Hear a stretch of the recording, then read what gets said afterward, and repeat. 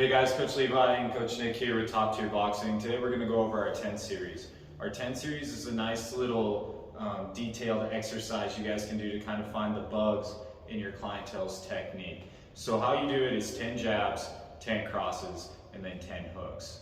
Alright, with this quality over quantity, okay, so starting off with Nick's jab.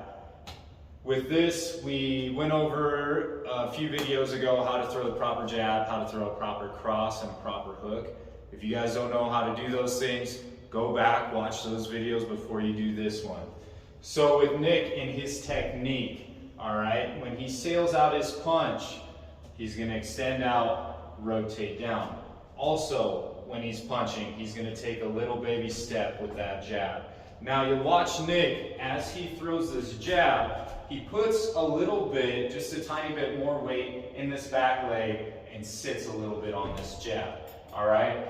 He wants the knees over the toe, but he doesn't want the knee going past the toe where it's throwing him off balance. So just a little bit of a weight shift when he throws this jab out. Now, on this 10 series, you guys are gonna acquire your target. You're gonna find your little dime-sized element where you wanna punch. Somewhere at eye level, maybe just slightly above that. And then, with our breathing, we're gonna take a big inhale and exhale 3/4 of a way out, and then we're gonna throw. You notice, before he throws, everything freezes, minus his breath. He keeps his elbows tight and relaxed.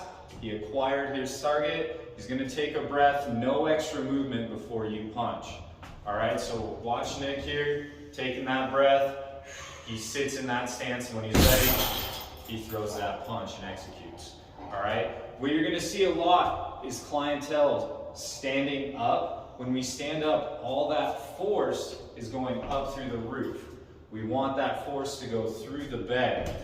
Next thing you're gonna see down low is on that front leg when they take that step, they'll step with their heel and they'll actually put their brakes on. Make sure your clientele is stepping with their toes here, and they're not afraid to put weight in there. You'll see a lot of people do this weird step and kick thing because they're trying to stay super light on that toe. It's okay, it's like a natural spring. As soon as you bring that hand back, that foot can come back with it. And make sure that timing is on point, where when you throw this hand out, that's when the foot is going too, and they're all landing at the same time. Here, back at the same time, all right? Like I said, quantity over quality, so make sure he's not coming in here throwing just crazy jabs. That is not what we want to do. One at a time. Even if it's exhausting your clients, have them shake out their arms, all right? Now, with the cross, he's an orthodox fighter. He's going to throw his right hand. With you southpaw fighters, it's going to be your left cross. If you guys don't know how to do these, like I said earlier, go back in our past videos, look how to throw a proper punch, all right? What we're really focusing on with this 10 series is that hip. Making sure that hip is turning over and engaging, all right? And you'll notice his hip will start to fire. It'll hit a wall where he naturally needs to turn his knee and his foot, so without any discomfort in that knee. As he hits that wall, that's when that knee, that toe start to turn over, and that's when he sails out his punch. So super slow, he fires that hip, hits that wall, starts to turn everything, and rotates through, all right? Same thing with this right hand, as you guys want, take that deep breath, bring those elbows in, nice and tight, but relaxed. No extra movements before you punch, sail your punch.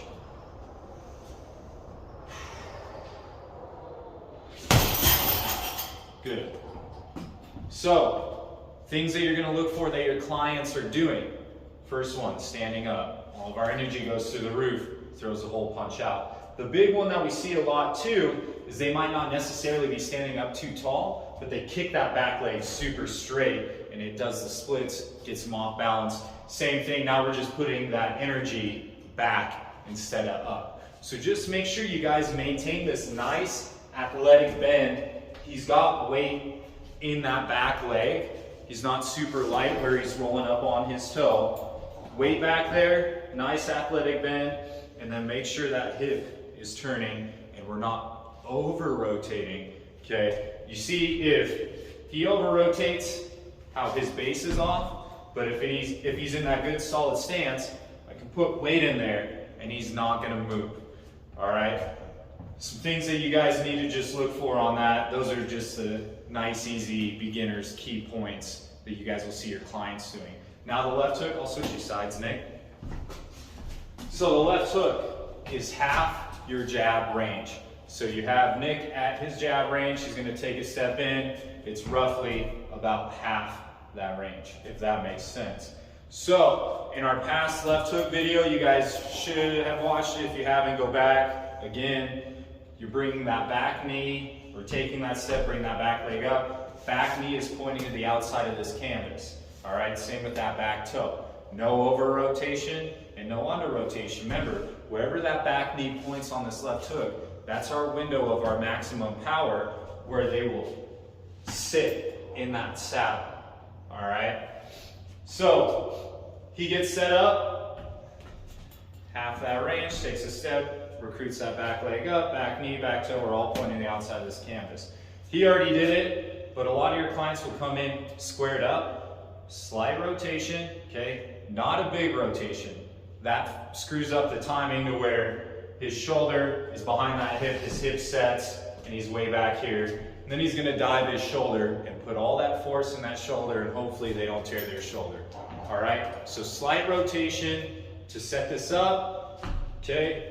Just like our rhythm two, if you guys haven't watched that video, go watch it. He's thinking about slamming that back heel down, picking up that front heel, and rotating that hip over. Same thing with that right hand. We don't want any extra over rotations, and we're compromised. So he just turns that foot right in front of that bag, a nice solid stance. Big things you'll see on this one is your clientele will probably pop up and stand up. They're just trying to recruit as much hip as possible, so they think standing up, because every other sport in the world, even lifting, when you clean or jerk or anything, you're trying to pop those hips. Boxing's a little bit different. We got to recruit power without having our hips roll underneath our spine, and then we're off balance. All right, so in real time, Nick gets set up, slight rotation, 3/4 of the way, exhale, sits down, rotates through. Okay, on this, make sure your clients have that nice high elbow behind the wrist, and then thumb to the sky for beginners. That just locks that bicep in place, so you're not diving that shoulder and you don't accidentally tear your shoulder on something stupid. All right, so one more time. He gets set up, knee pointing to the outside of canvas, and then he sits, rotates through. All right, guys, that's the quick down and dirty. I'm on the 10 series. If you have any more questions on this, feel free to reach out. See you guys in the next video.